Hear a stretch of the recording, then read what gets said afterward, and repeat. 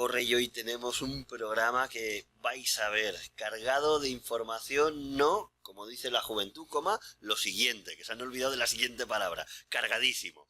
Bueno, hoy tenemos a Conrad Dubé, nos acompaña aquí, es un profesor emérito en temas de liderazgo en el ámbito de la energía nuclear y ahora lo presentaremos con todos sus honores.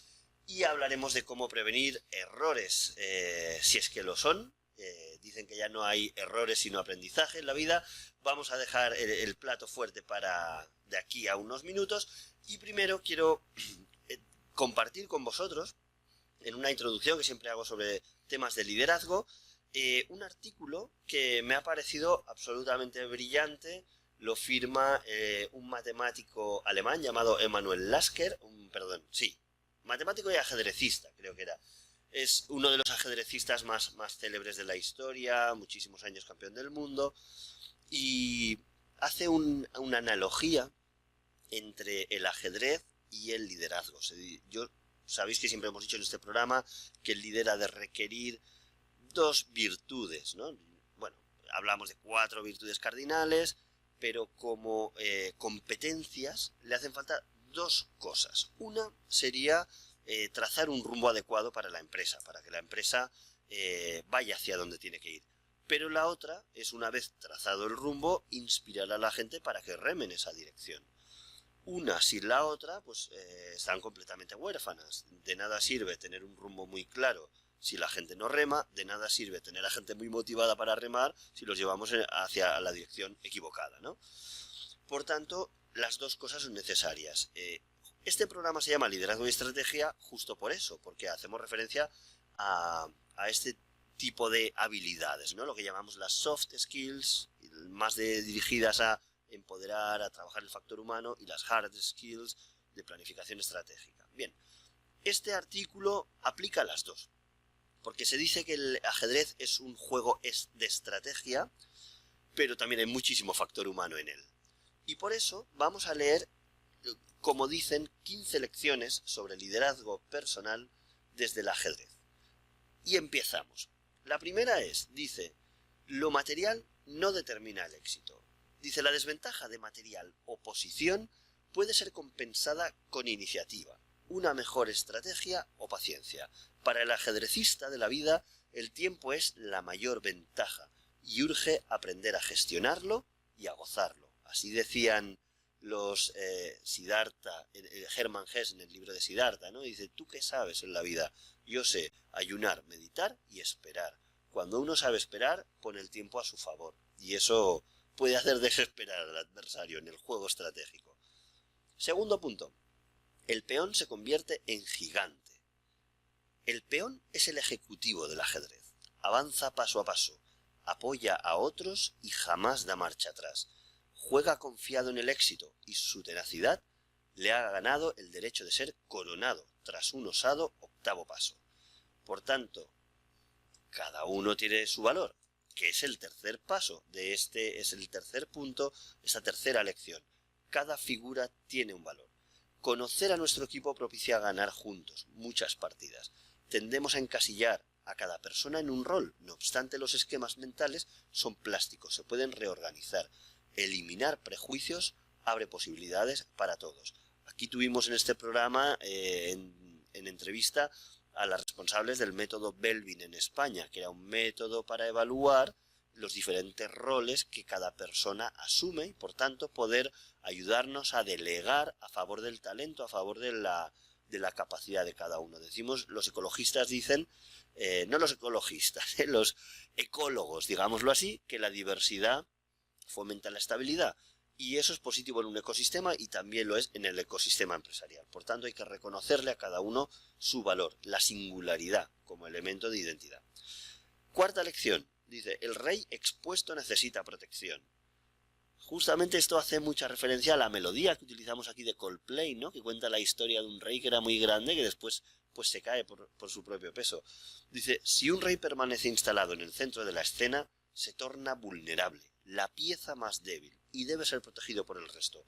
Un líder inteligente se expone solo cuando se sabe respaldado por su equipo y tiene una buena estrategia. Bueno, no diréis que no os he traído perlas, ¿eh? Es un buen artículo, porque me parece brillante lo que dice. Un líder que quiera ir en solitario, como un lobo estepario, o una de dos, o es, como decía el doctor Hugo Marietán, un psicópata, o bien es muy fácil que acabe colapsando por falta de apoyo, porque si uno piensa voy a liderar contra mi equipo a pesar de mi equipo, tienen los días contados, no vas a poder liderar solo, es demasiado pesada la mochila de la soledad. Quinta lección, la pieza y su circunstancia. Dice, el ajedrez es un juego de consecuencias. Antes de ejecutar, cabe anticipar posibles respuestas para controlar los resultados. Un líder responsable analiza hábilmente ventajas y riesgos antes de actuar. También aquí se cumple el dicho, la práctica hace al maestro. Sin duda alguna. Es lo que en medicina llamaríamos una imprudencia, ¿no? Un delito por imprudencia, el ser demasiado imprudente, demasiado temerario. Está bien ser apasionado, pero sin rozar la temeridad, porque de ahí también se vienen pues errores, accidentes, como veremos hoy en el programa. Sexta lección, beber un mate antes del jaque. Dice, cerca de la derrota, la ceguera del triunfo del otro jugador nos facilita revertir un mal destino y ganar el lance. El líder creativo replantea, en ese momento, su estrategia, estudia el contexto, ensaya nuevas tácticas y se hace más ágil. Por tanto, antes de ver, cuando estamos en una contienda, aprovechar esa debilidad del que se cree ganador, puede jugar una carta a nuestro favor. Séptima lección, dice, ¿de los buenos o de los duros? Dice, nunca se ganó una partida abandonándola. El ajedrez requiere gran control emocional. Siegbert Tarrasch decía que en el juego y en la vida, la mejor jugada es siempre la que se realiza. Visto así, el líder tenaz es un mago que logra imposibles. Esto me recuerda mucho a Rafael Nadal, ¿no? A su psicología de campeón, cuando va perdiendo todo un set, la mitad del otro, la cosa la tiene en contra y tiene esa fortaleza mental de salir hacia adelante, que parece que tenga una confianza de hierro. Bueno, ese es un poco lo que también se tiene que trabajar también desde el liderazgo, tener una especie de fe en ti mismo cuando has trabajado las cosas concienzudamente y bueno, mirar recto, mirar hacia adelante sin desesperar, ¿no? Mantener la templanza que decimos en nuestro modelo de las 4 virtudes cardinales. Octava lección, cadena de peones sujeta campeones. Dice, la suma de fuerzas de líder y equipo decide la victoria. El individuo florece en una comunidad audaz, rica en diversidad de talentos, atractiva a sus objetivos y eficaz. En ella, cada miembro aumenta su valor individual y colectivo de forma exponencial. Por tanto, efectivamente, el tener un equipo conjunto, como decía José Ignacio Valles Cancela, capitán de corbeta de la Armada Española, a quien entrevistamos hace poco aquí, decía, barcos de metal, equipos de acero, ¿no? Y ahí reside la fuerza, como decían los espartanos, en la unidad de la falange, ¿no? En la indisolubilidad de la falange. Novena lección, si quiere reinar, cuide a su reina. Eso dicen los ingleses. Happy wife, happy life. Dice, la reina es la figura más valiosa y versátil. Equilibra y protege la integridad del líder. Suele ser una persona confiable y de múltiples recursos. Madre, novia, amigo, mentor o socio. Identificar y cuidar y mantener cerca a su reina es la regla de oro. Por tanto, esto me recuerda mucho en el ámbito empresarial a esas personas responsables, mandos intermedios de áreas críticas del negocio o que ocupan puestos productivos pero que son personas especialmente motivadas. Estos motivators que ocupan más o menos el 2,5% de la campana de Gauss de trabajadores de cualquier empresa, hay que cuidarlos muchísimo porque son los depositarios de las innovaciones, de los proyectos innovadores que queramos utilizar. Los podemos utilizar como agentes de cambio. Décima lección, aprender del error 1000 veces mejor. Dice, las jugadas brillantes no ganan partidas, en cambio las malas sí las pierden. Cometido el error, es necesario aprender de él para no repetirlo. En los negocios y en la vida, la resiliencia, es decir, la resistencia a las malas circunstancias, y la adaptabilidad son competencias básicas. absolutamente correcto. Del error hablaremos hoy largamente. 11ª lección. El rey nace y también se hace. Dice, el peón puede ser promovido a casi cualquier figura de poder, salvo a rey. Para ser líder no sirve un empujón. Hay que trabajar mucho, desde dentro hacia afuera, con pasión, ganarse el propio respeto para aspirar al de su equipo, hacerse digno de ser modelado. Este punto también lo trabajamos mucho en el liderazgo, porque decimos, un corte de película que no he podido conseguir, de una película que vi hace muchos años, que se llamaba Contratada para matar, le dice ella, yo no puedo obligarles a que te respeten. O sea, la credibilidad se gana, es como el amor, que es en realidad la credibilidad es una forma de amor en el fondo, ¿no? Yo te respeto por quien eres, por la persona, te tengo un aprecio, te tengo una estima, me has demostrado competencia. Por tanto, si uno quiere hacerse rey, puede hacerse rey, pero la credibilidad tiene que ganarse genuinamente, no se puede imponer. 12. Lección 12. Ampliar la visión. Dice, para ganar regularmente se requiere de una visión que trascienda al turno. Estudiar al oponente y mover cada pieza en base al desarrollo de todo el juego. Visualizar y formular objetivos alternos. Mejora nuestra capacidad de producir y engranar soluciones eficaces. Esto para mí es clave en la parte más estratégica de este programa. Cuando hablamos de las partes más hard, hablamos de planificación estratégica. ¿Y qué es la estrategia? Pues estrategia es sinónimo de largo plazo. Cuando decimos hemos de hacer una visión estratégica, lo que queremos decir es que tenemos que establecer una visión que nos ciña a largo plazo y sobre la que nos podamos centrar para no desvirtuarnos todo el tiempo con el impacto de la gestión en la vida de la empresa. Si no tenemos un rumbo a largo plazo, pues no tendremos cómo organizarnos. También se dice en gestión que es mucho mejor tener un mal plan que no tener ninguno. Por tanto, definir qué queremos ser de mayores con nuestra empresa, con nuestros equipos, es un paso absolutamente clave. Dicen en el libro del secreto, aclárate y habrás pedido. Pues eso es exactamente lo que hay que hacer con tus equipos. Aclararte, definir hacia dónde quieres ir para que eso se pueda materializar. Bien, lección 13. Preparación constante. Dice, un buen ajedrecista practica estrategia y jugadas candidatas en su tiempo libre. El líder se mantiene en aprendizaje constante, a través de libros, internet, eventos, un mentor, o afiliándose a grupos que comparten activamente sus temas de interés. Bueno, creo que requiere poca comentario, pero quizás sí está bien reiterar que cuando uno es líder, por ejemplo, de una entidad muy grande, de una gran multinacional, probablemente caiga en sus manos, no sé, hacer alguna formación continuada en temas de liderazgo, o a lo mejor no. Si es en una empresa más pequeña, todavía más difícil. Pues bien, aquí este es el punto. Si alguien es jefe de alguien, sería interesante que estuviera en algo. Hay muchas asociaciones de liderazgo, hay programas de radio magníficos como este, hay grupos a través de Meetup, donde Meetup es una plataforma, una app donde reúne gente. Hay un increíble grupo llamado Liderazgo y Estrategia, casualmente como este programa, quizás porque es creado por mí, Entonces también es un lugar muy óptimo para ir a escuchar charlas y para formarse. Muchas de esas charlas gratuitamente, otras son formaciones donde hay un gran valor y por tanto hay algo de pago, pero todo lo que se invierte en liderazgo se ahorra en rotación de trabajadores, en incidencias y en muchas otras desoptimizaciones. Bien, lección 14. Alertar al espíritu y a los sentidos. Dice, antes del torneo, el guerrero necesita una mente clara y un espíritu dispuesto.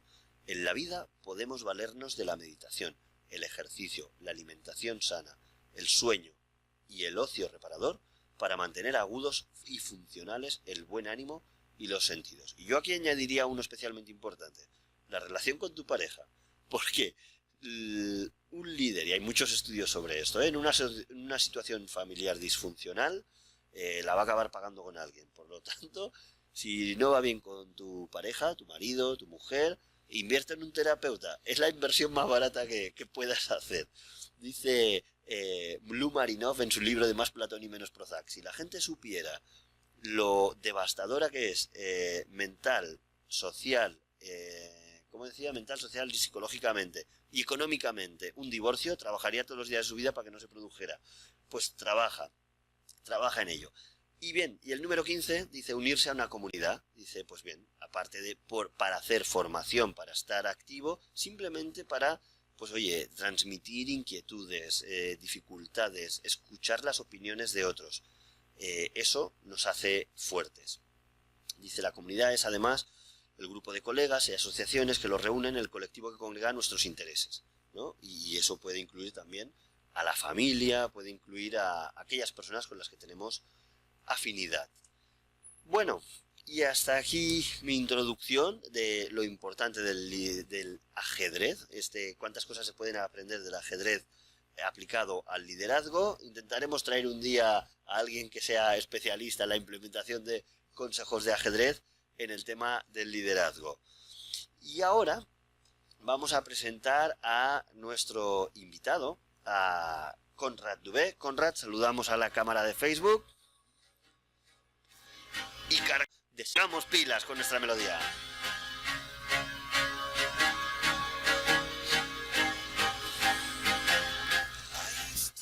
Conrad, para presentar tu tema, hoy vamos a hablar de un tema que es increíblemente apasionante, que es cómo no solo evitar el error, sino generar una cultura de seguridad y de crecimiento en general. Y para ello vamos a poner un corte de una película que me parece que, digámoslo así, dentro de un foro profesional es poco ortodoxa, pero que me parece que resume exactamente aquello que yo critico, que es esas organizaciones que van de perfectas, ¿no? De uniformes, de aquí no se cometen errores. ¿La tenemos, José María? Vamos a escucharla. No, la marihuana no me va. Pues, ¿qué es lo que te va, Sidney? Aún no me lo has dicho. Te va muy aburrido. A ver, pruébalo.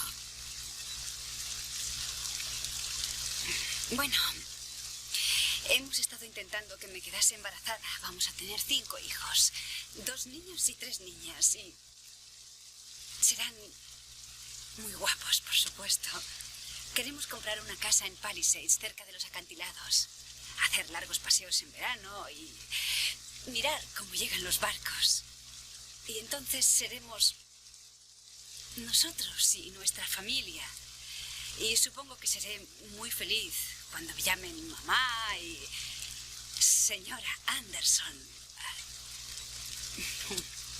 Un tiempo. Mira, había un predicador en Georgia que siempre nos decía a los niños que nos quemaríamos en el infierno si practicábamos sexo fuera del santo matrimonio, y un buen día, bendito sea, su mujer le pilló en un restaurante con una puta. Un chico con una polla muy grande. Sí, o sea, que ahora, cuando la gente quiere decirme lo perfecta que es su vida,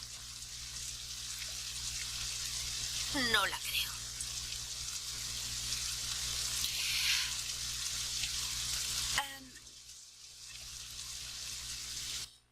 Bueno, me encanta. Es que simplemente me encanta, porque es que he conectado con eso. Es decir, cuando la gente me quiere decir lo perfecta que es su vida, algo raro hay. Dicen una frase que dice, cuando el jardín del vecino está tan verde, es porque lo abona con mierda. Y yo creo que esas organizaciones que presumen, ¿no?, de que aquí somos muy uniformes, aquí no hay errores, me ponen los pelos de punta. Bueno, Conrad, ¿qué te ha parecido? Conrad, para nuestros escuchantes, es ingeniero industrial especializado en técnicas energéticas, sobre todo en el ámbito nuclear, ahora nos lo explicará. De hecho, ha sido uno de los 2 representantes en la asociación españoles en la Asociación Mundial de Operadores Nucleares. ¿Lo he dicho bien? Sí. Cuéntame si me he dejado algo, un poco tu trayectoria, Conrad. Bueno, pues, a ver, me presento primero personalmente, me llamo Conrad Dubé, soy ingeniero nuclear, estoy prejubilado, tengo 62 años, estoy casado por tercera vez, mi esposa es rusa, tengo 3 hijos de mi segundo matrimonio, uno de los cuales, el mayor, ha estudiado ingeniería como yo, o sea, es técnico, y 2 chicas que están estudiando enfermería.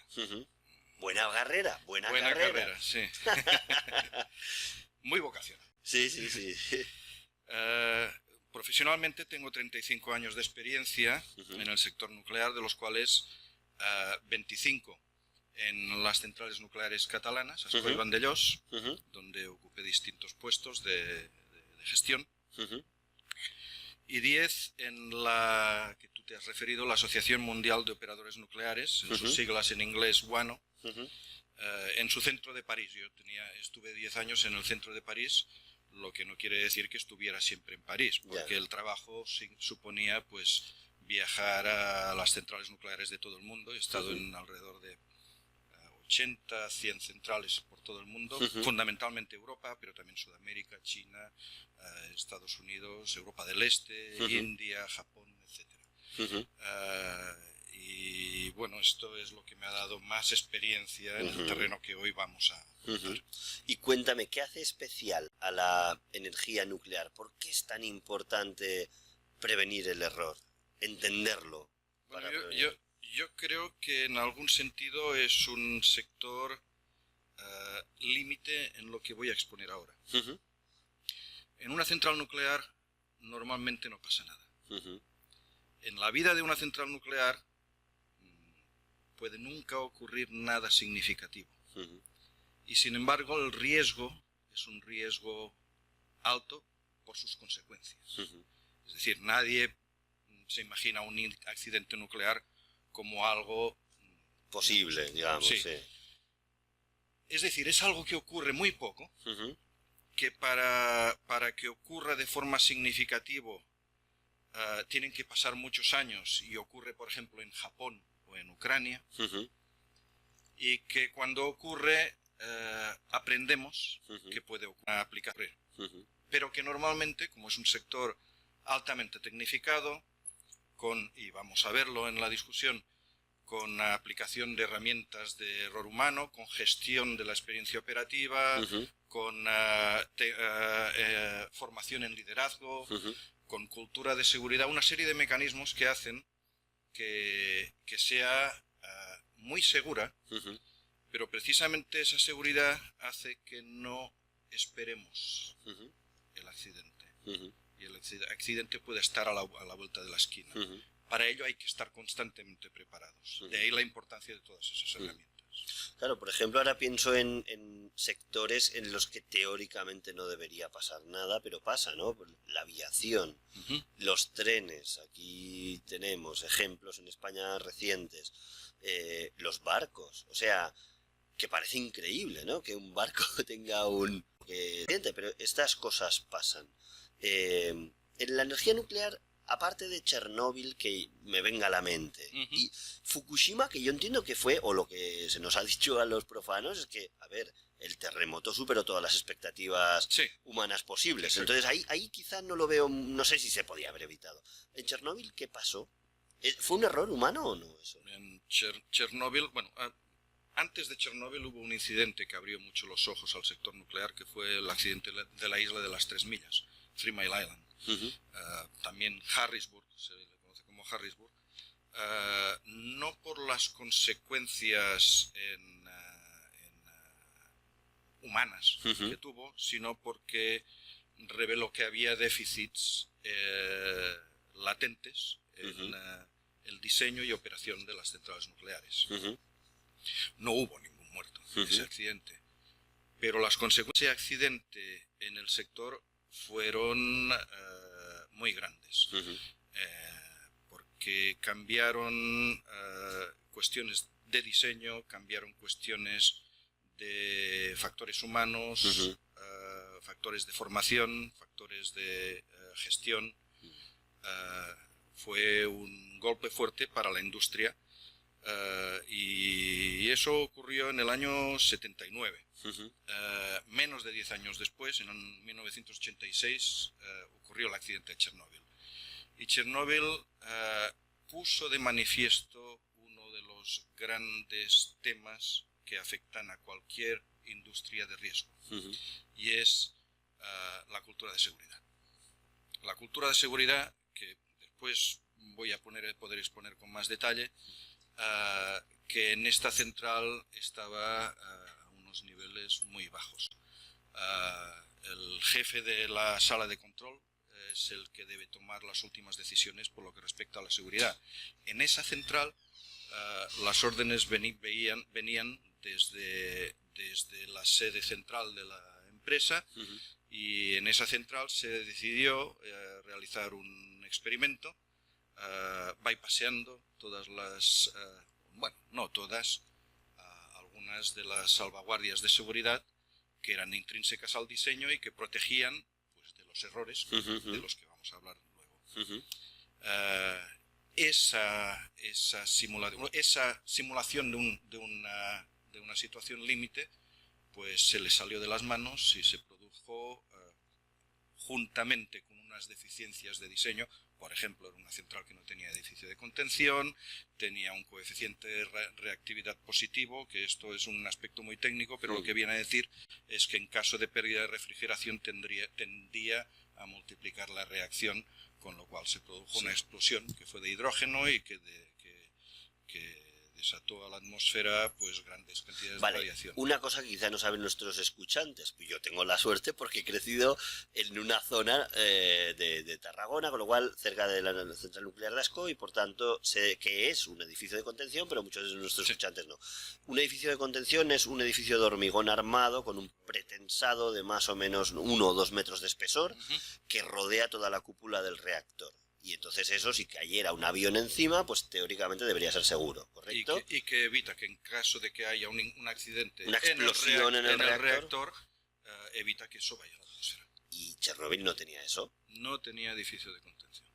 Caramba. Bueno, era modelo ruso esto, ¿no? Me parece. Sí, modelo RBMK, que actualmente aún, y yo he estado recientemente, hay 4 centrales RBMK en Rusia. En Rusia. Sí. Pero estas sí que les han puesto edificio de contención después.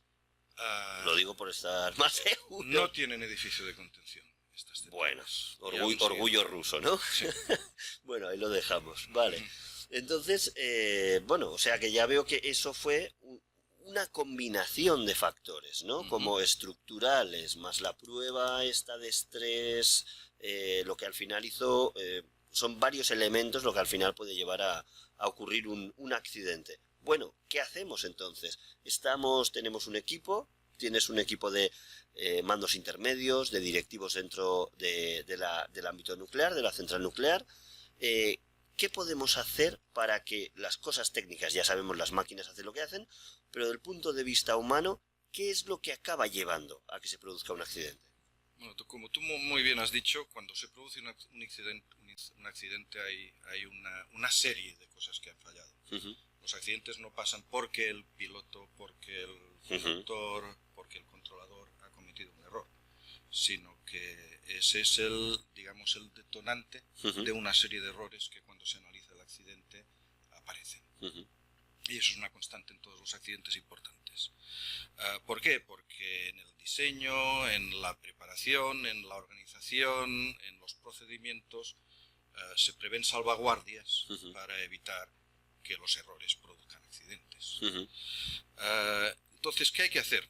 El primer tema es aprender de los incidentes. Y digo de los incidentes, no de los accidentes. Porque esperar a un accidente es lo peor que una organización con riesgo puede hacer. Tiene que aprender de los incidentes que no tienen consecuencias, que tienen consecuencias menores, o que simplemente son detonantes de que hay algún fallo en esa cadena de barreras de seguridad que hay que corregir. Por tanto, el primer paso es aprovechar la experiencia operativa. Una cuestión fundamental, y ahí entramos ya en el terreno de la cultura, es una organización de una instalación de riesgo debe aceptar el error humano y utilizarlo para mejorar. Si la organización no acepta el error humano, lo reprime, o cuando hay algún incidente busca quién ha sido en lugar de por qué ha ocurrido, eso desincentiva el que ese error se notifique y por tanto evita que barreras que contribuyeron a que ese error, o que podrían contribuir a que ese error derivar en accidente se corrijan. Ujú. La tercera cosa es crear un entorno favorable a la seguridad. Ujú. De forma que las decisiones que se tomen, la primera consideración sea, ¿afecta a la seguridad? Eso, por supuesto, requiere un estilo de liderazgo determinado. Un liderazgo que tú antes has hablado de algunos atributos del liderazgo que en una central nuclear probablemente no son deseables. No es deseable que un responsable de un equipo relacionado con la seguridad en una central nuclear tenga como atributo el ser audaz o imaginativo. Porque se espera de él más bien que sea prudente, que sea conservador en sus decisiones, y esto configura un tipo de liderazgo que a lo mejor no sería el mismo que podemos esperar, por ejemplo, en un sector como el de las telecomunicaciones O en una empresa de marketing. o en una lo empresa que de marketing. Un aspecto que ya has señalado tú y que también es fundamental. Y yo creo que es el veneno de toda organización, y ahí sí que esto aplica a cualquiera. Autocomplacencia y el exceso de confianza.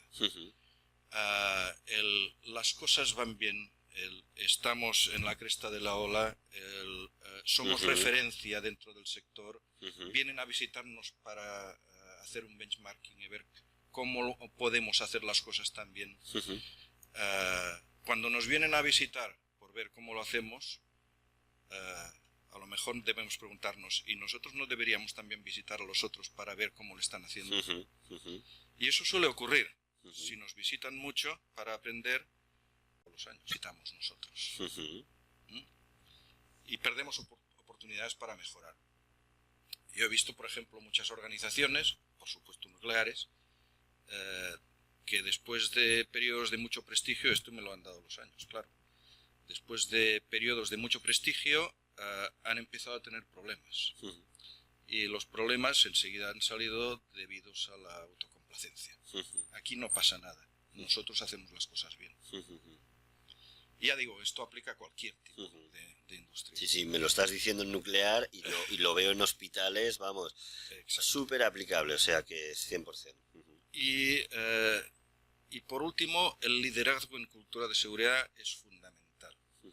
Un liderazgo que cree un entorno en la organización en el cual las personas sean conscientes de que están manejando una máquina que es potencialmente peligrosa.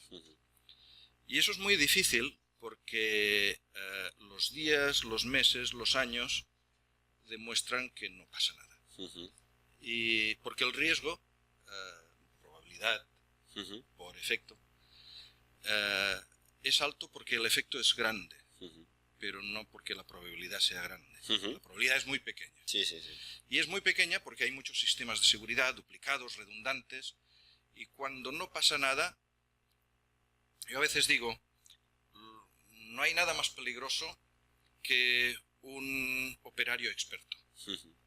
Porque el operario inexperto va con mucho cuidado. Sigue el procedimiento, analiza la situación antes de actuar.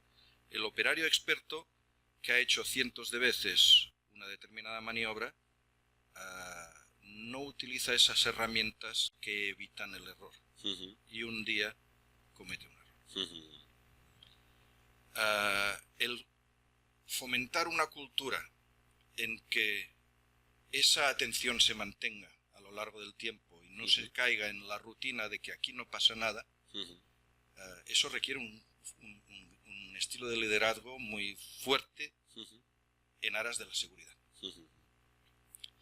Y yo diría que serían estos factores los más. Pues mira, ahora me recuerdas cuando yo estuve en Oxford trabajando y allí, bueno, hubo un informe, ahora no recuerdo el nombre, pero fue un informe pues muy impactante, como estos informes ingleses que salen una vez cada tanto y que cambian las cosas, y demostró que pues mucha gente moría en hospitales ingleses, pero por extensión en todo el mundo, por errores médicos y de enfermería, ¿no? Entonces se dijo que esto se tenía que cambiar, que era una epidemia, que eso mataba más gente que muchísimas enfermedades.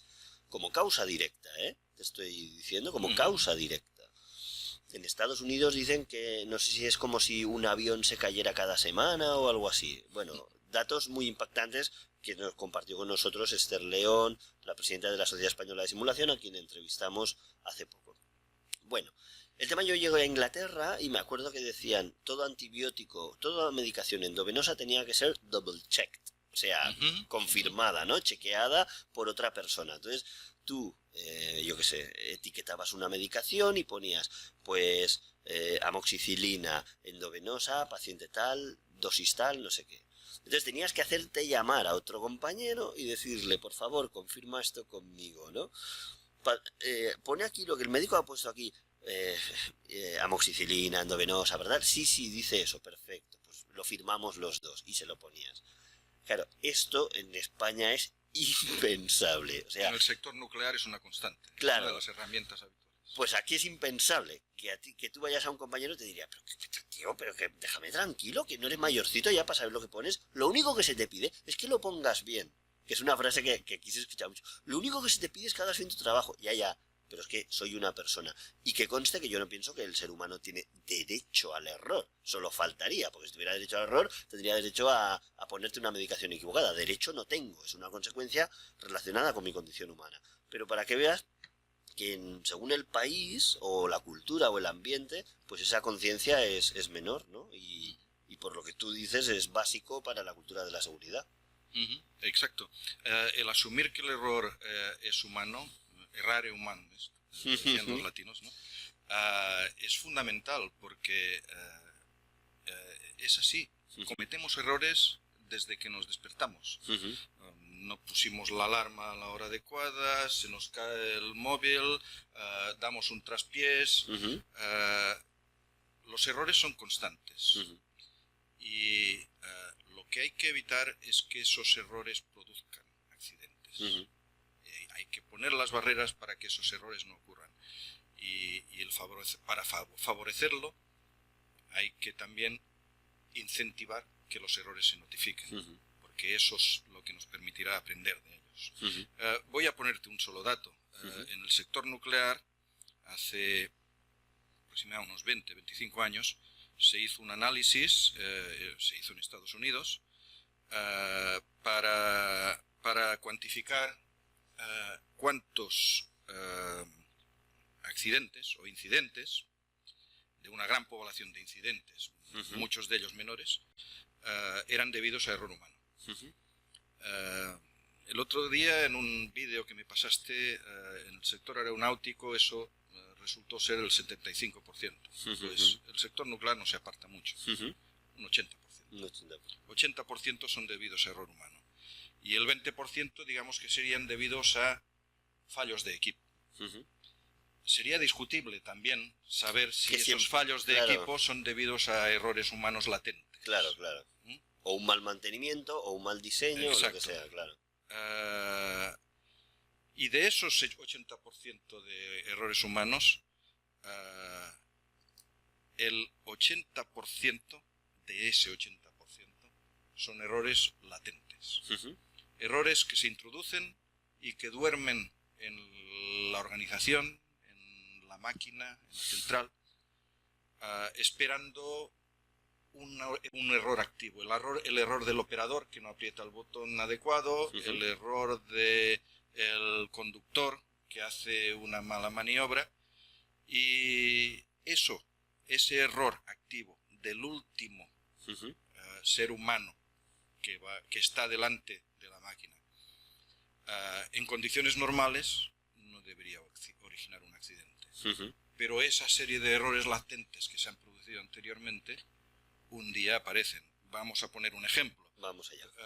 Pues pongamos por caso una sala de control de un controlador aéreo. Pues una pantalla que ha tenido un mantenimiento y el operario que ha hecho el mantenimiento pues no ha hecho una última verificación de que una señal funcione. Al cabo de un tiempo Esa pantalla, que solo se utiliza en situaciones de emergencia, se utiliza porque hay una situación de emergencia. Y el piloto la utiliza sin haber comprobado previamente que todas las alarmas funcionen, que todos los indicadores funcionen. Ese controlador va a cometer un error, pero el error estaba durmiendo antes por una verificación o un mantenimiento mal efectuado. Estas situaciones normalmente no producen accidentes. Estoy hablando de solo 2 errores. Sí, sí. Cuando analizamos un accidente, y aquí podríamos hablar del tren del Albia, podríamos hablar de cualquiera de los accidentes nucleares a los que me he referido, Fukushima mismo, los análisis revelan que no hay una causa raíz. Cuando se pregunta cuál es la causa raíz, son varias. Hay causas raíces múltiples que encadenadas han producido ese accidente. A ver, cuéntame un poco del Albia. ¿Qué opinas de ese accidente? Bueno, el Albia para mí, a ver, sin haber... sin ser un ferroviario. No, por supuesto, y aquí yo no pretendo conocer de otros sectores ni dar... no, como ciudadano, ¿qué opinas de eso? Pero cuando ocurrió el accidente, ocurrió lo que yo me esperaba, lo que oí en las noticias, lo que leí en los periódicos, fue el piloto, fue el conductor. Y eso es una constante. Y en un accidente de avión también es el piloto o es el controlador. Y en un accidente nuclear es el operador de sala de control. Porque es el que está delante. Bueno, recientemente vi un reportaje en televisión. Anteriormente yo tuve la oportunidad también de hablar con un experto en el sector ferroviario. Y poco después del accidente él ya me comentaba que había unos problemas de diseño, unos problemas de gestión, unos problemas incluso políticos, unos problemas de plazos, de presupuestos, que hicieron que ese tren tuviera múltiples errores latentes, esperando a que un conductor fuera un poco más rápido de lo que tocaba ahí. Sí, sí. Y eso desencadenó el accidente. Sí, porque el radio de la curva era muy agudo para la velocidad para ese tipo de tren, o sea que eso... Hubo sistemas de seguridad que no se instalaron, sí. Hubo premura en la inauguración de esa línea. Claro, en estos accidentes es que no se puede decir, ¿y quién es el culpable? Claro, porque es multifactorial, como suele ser la realidad, ¿no? Exacto. Pues, y como también me acuerdo del programa de Salvados del accidente del metro de Valencia, ¿no? Sí, que similar, también el tema de las ventanas, que tampoco era... También, inicialmente conductor. Inicialmente conductor, claro. Bueno, veo muchos. En la aviación, alguno en concreto que te venga a la mente, que la aviación también es protagonista de accidentes, pues profundamente catastróficos. En la aviación hubo un accidente, yo no sé si la gente lo recordará, pero fue un accidente muy desgraciado de una colisión entre 2 aviones en el aire. Esto es muy poco habitual. Los accidentes de aviación, por lo que yo sé, como lego en el área de la aviación, se producen normalmente al despegar o aterrizar, que son las situaciones de riesgo. Es muy poco habitual que se produzca un choque de 2 aviones en el aire. Bueno, pues este fue un caso. Y este fue un caso entre un avión de pasajeros que viajaba desde Rusia, creo que una de las ex repúblicas de Uzbekistán, a Barcelona. Es un avión que viajaba a Barcelona, que además estaba lleno de adolescentes que viajaban en viaje de fin de curso a Barcelona. Y el otro avión era un avión de DHL que viajaba desde Italia a Bruselas. Y esos 2 aviones pues se encontraron en cielo entre Alemania y Suiza, en una zona en que el control aéreo se delega en la sala de control o los controladores de Zúrich. Bueno, pues en este accidente, en esta colisión en el aire, en la que murieron todos los pasajeros de ambos aviones, pues inicialmente se atribuyó la culpa de este choque, por una parte, al piloto ruso. Se dijo que el piloto ruso tenía mal nivel de inglés. Se dice que no obedeció las órdenes de un sistema de seguridad que se llama TCAS. Las siglas, es un sistema que advierte del posible impacto y da órdenes automáticas a los pilotos de los dos aviones que se encuentran en curso de colisión, a uno que suba y al otro que baje. También se atribuyó al controlador de Zúrich. Claro, es el primero que me ha venido a la mente. El controlador de Zúrich fue acusado también de ser culpable por haber dado una orden incorrecta al avión ruso. La realidad fue que hubo una cadena de fallos, fallos de mantenimiento, fallos de disponibilidad de equipos, fallos de redundancia del servicio, porque era una situación en la que deberían haber habido dos controladores asistiendo, porque habían varios vuelos allí que había que controlar y aterrizajes en un aeropuerto cercano en Alemania, y uno de los operadores, de los controladores, fue a descansar. Era un turno de noche, sin mucho tráfico, y era habitual que en esas situaciones de poca actividad uno de los operadores fuera a descansar, aunque los procedimientos lo prohibían. Eso es solo un aspecto. Cuando se analizó este incidente, aparecieron una serie de causas de todo tipo, técnicas, de disponibilidad de mantenimiento, etc. Bueno, lo que es terrible es que años después, cuando los análisis ya habían demostrado que ni el piloto ruso tenía mal nivel de inglés, sino que en su libro de operación, en su manual de operación, se le indicaba que en caso de discrepancia entre ese sistema nuevo que se había instalado, que estaba instalado en los dos aviones, que daba indicaciones a uno de subir y a otro de bajar, ese sistema le indicaba que subiera. El controlador desde Zúrich le indicó que bajara. Pero le indicó que bajara porque tenía el sistema indisponible para saber qué estaba haciendo el otro avión. O sea, es mucho más multifactorial. Es multifactorial.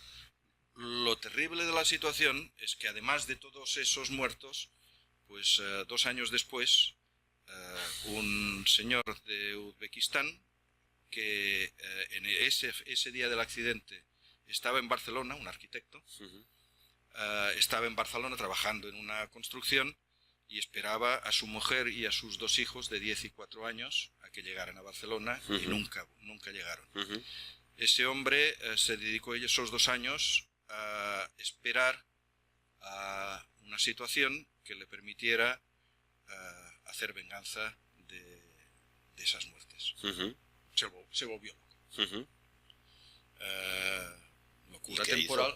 Y llegó a Suiza y apuñaló al controlador, que murió desangrado frente a su familia. Por eso digo, es una situación terrible. Y que creo que hay que ir con mucho cuidado cuando hay un accidente en culpar al que está allí pilotando, controlando o conduciendo. Para mí has resumido esto muy bien cuando has dicho que lo importante no es el quién, sino el por qué, ¿no? El por qué. Y vamos a ir un poco más porque va avanzando el tiempo y esto se acaba, Esto se acaba. Aquí Josep María corta el chiringuito y nos vamos. Nos quedan 15 minutos. Vamos a centrarnos. ¿Qué pasa con el factor humano? ¿Qué cosas? Has dicho uno, la autocomplacencia. ¿Qué otros elementos del factor humano hemos de tener en cuenta para prevenirlo? Por ejemplo, yo me hago la idea, pues oye, si me llevo mal con mis compañeros, malo. O sea, por ejemplo, hablabas de que hay que generar una cultura de incentivar el reportar incidentes, ¿no? Correcto. Yo a veces pienso en las parejas en la que uno de los miembros de la pareja es súper celosa y le dice, pero ¿has estado hablando con tal? ¿Has estado hablando con tal? Y después le pregunta, pero cuéntamelo todo, cuéntamelo todo. Bueno, a ver, tío, déjame oxígeno, ¿no? Que si no, no estás incentivando. ¿Qué otros factores hay que precipiten el error? A ver, cuando hablamos de factores contribuyentes o causas del error humano, Sí. Pues tenemos, es que son múltiples. Hay desde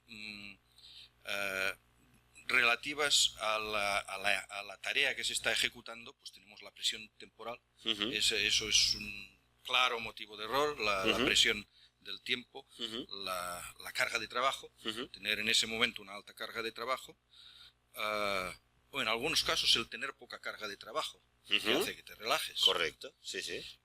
El hacer tareas múltiples o tareas muy rutinarias. Una tarea rutinaria Hipnotiza, rebaja la tensión y por tanto hace que seamos más susceptibles de cometer un error. Un ejemplo, cuando tú coges el coche cada día para ir a trabajar, 100%, al llegar al trabajo yo te preguntaría, ¿te acuerdas de cómo ha sido la conducción esta mañana? Y probablemente ni te acuerdes, porque ha sido con el piloto automático. Lo haces cada día y por tanto has pasado una situación que es susceptible de error y que es muy probable que hayas cometido algún pequeño error sin consecuencias. Vale, ok, tengo claros los más o menos que puede predisponer. Vamos, porque el tiempo se acaba, a hablar. Tú tenías una metodología que usabais en esta organización, ¿cómo le llamas? La organización... WANO, Mundial de Centrales Nucleares, que le llamabas STAR, creo, algo así. Era como un sistema para prevenir los errores. STAR es un... a ver, hemos hablado de las causas. ¿Cómo prevenir los errores? Pues hay múltiples herramientas. Muchas de ellas se utilizan, por ejemplo, en los pilotos de aviación cuando se comunican con las torres de control. Utilizan comunicación a 3 vías. Comunicación a 3 vías es... yo recibo una orden, repito esa orden al originante y el originante dice, that's okay, correcto. Esto, yo no sé si os habéis encontrado, por ejemplo, con un camarero viene a pedir, ¿qué queréis tomar? Un café corto de leche, largo de tal y cual. Bueno, y se va. Es muy probable que no traiga lo que habéis pedido. A veces te encuentras con un camarero muy profesional que repite la orden. Entonces tú confirmas o corriges. Entonces es muy probable que traiga lo que le has pedido. Pues eso es la comunicación a 3 vías. Algo tan simple como esto garantiza que no se produzcan errores en la comunicación. El alfabeto fonético. Estamos muy acostumbrados a que los pilotos hablan de alfa, beta, Charlie. Y eso evita que se confunda la P con la B, la C con... 100%. El peer checking, tú te has referido antes, la verificación independiente. El principio STAR es algo tan simple como Stop, Think, Act, Review. Antes de hacer una tarea que es sensible para la seguridad, párate, piensa, actúa y revisa lo que has hecho. Es un principio muy simple y que lo puede hacer uno individualmente. Y así te podría enunciar decenas de herramientas que se utilizan para reducir el error humano, no para evitar. Para reducir, porque es como una asíntota, ¿no? Nunca llega a cero, llega a cero. Bueno, nos quedan pocos minutitos. ¿Qué le dirías a una persona, a un líder que tiene un equipo, de una cosa muy riesgosa o poco riesgosa? Porque errores hay en todo. ¿Qué consejo le darías para reducir ese error? A ver, antes he dicho que yo no soy quien para dar consejos. Tampoco, yo no soy un experto en sociología, en psicología, pero lo que sí tengo es experiencia en un sector de riesgo. Y una primera recomendación que yo daría a un responsable de una organización en la que hay riesgo es que escuche a su equipo, que intente sacar lo mejor de ellos, que evite la culpabilización, que les anime a que le desafíen cuando él no está haciendo algo bien.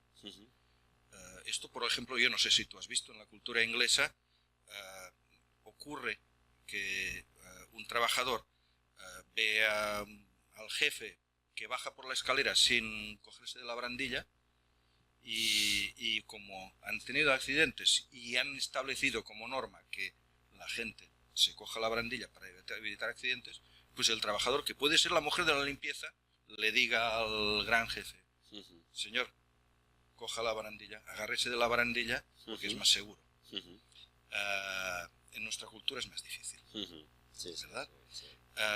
El aceptar el challenge, tanto entre colegas como con el jefe, es una buena práctica.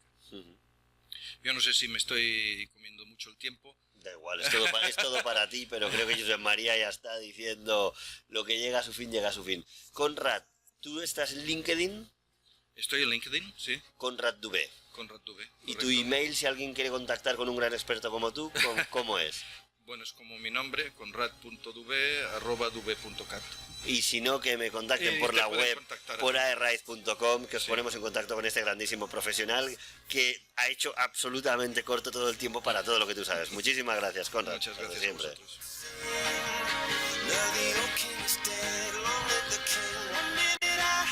De verdad que cortísimo, tienes mucho por dar. Aquí tendremos que traerlo, Josep María, hacerle un contrato a este señor que venga muchos días, ¿eh?